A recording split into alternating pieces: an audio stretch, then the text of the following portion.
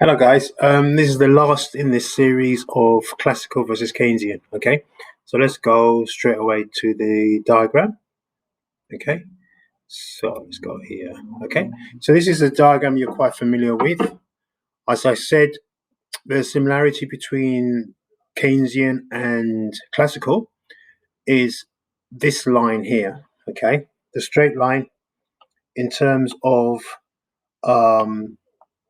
both of them agree that there comes to a time when you use your factors of production, there is a limit as to how far you can extend it.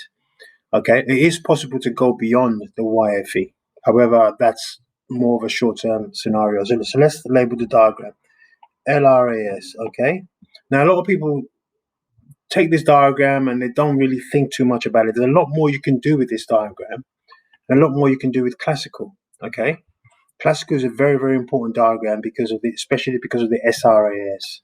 Okay, you get a lot of questions on SRAS in terms of like oil prices or commodity prices change, and you have to be able to show that. So classical is very, very important.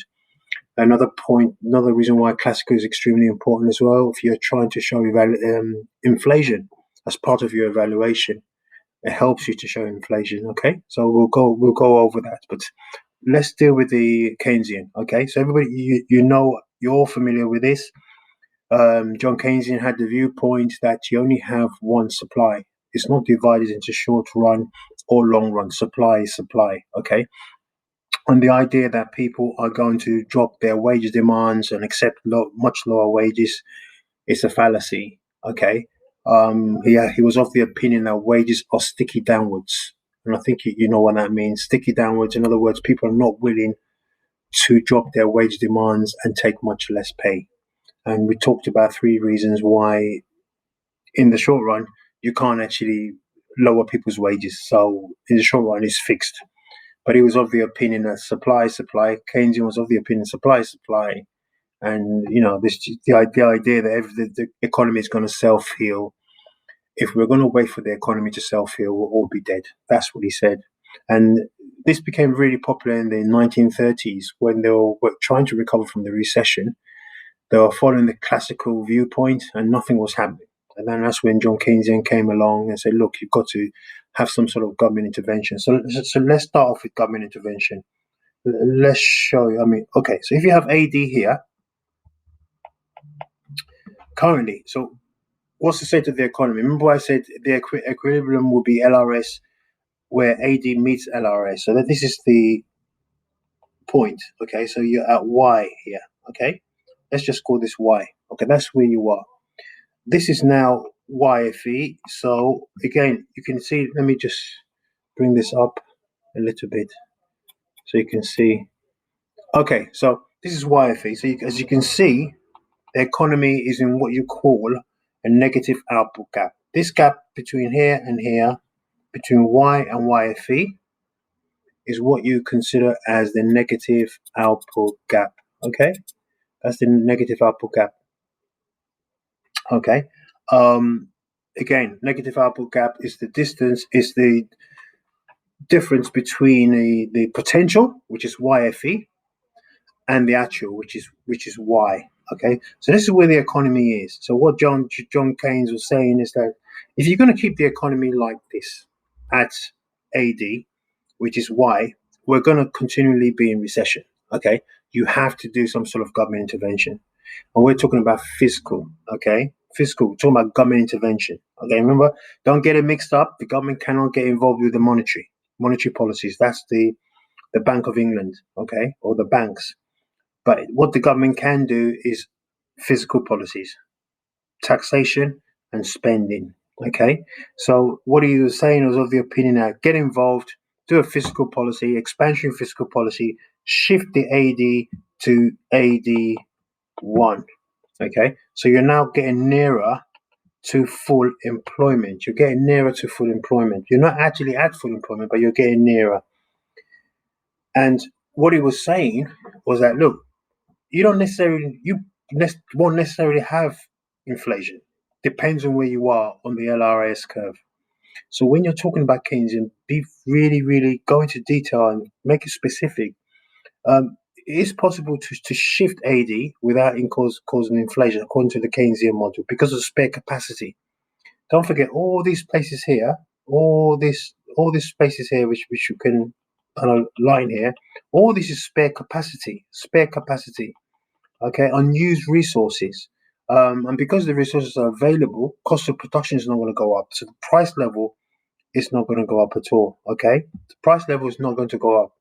So don't forget to talk about that. And also this point here, I don't know whether you've heard of it, but if you look at your books, it talks about a bottleneck.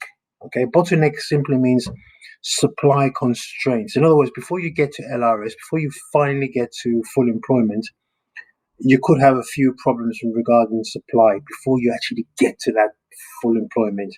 It could be a matter of, just supply problems before you actually get to full employment. Okay, so what he's simply saying is that there could be issues in the supply chain before you eventually get to full employment. Okay, so just bear that in mind. If you hear about bottlenecks, that's what it means. It's this part here. This part here that is what you call bottlenecks. So remember, when you're talking about the Keynesian diagram, think about multiplier, think about utilizing the multiplier, think about the spare capacity, think about the bottlenecks, think about how far are you from YFE, okay?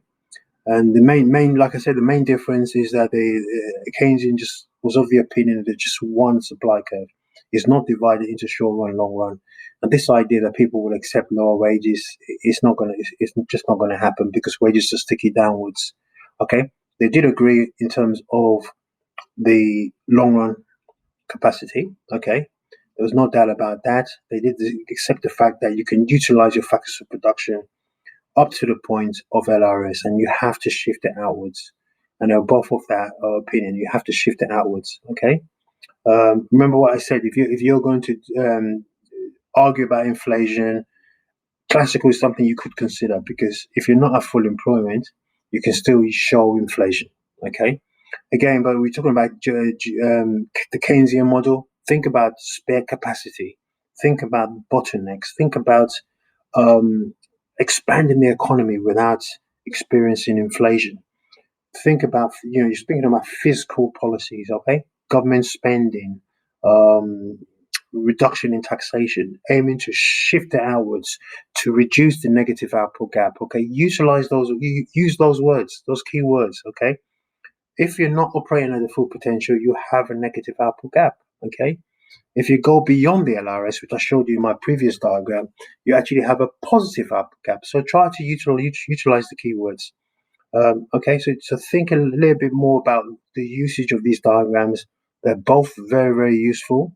You can use either, you can use both. They're both very useful, but make sure it's relevant to the way you've answered the question. It matches the way you've answered the question. Okay, so I'll leave it like that. This is quite relatively straightforward. It's a bit more straightforward than the classical model.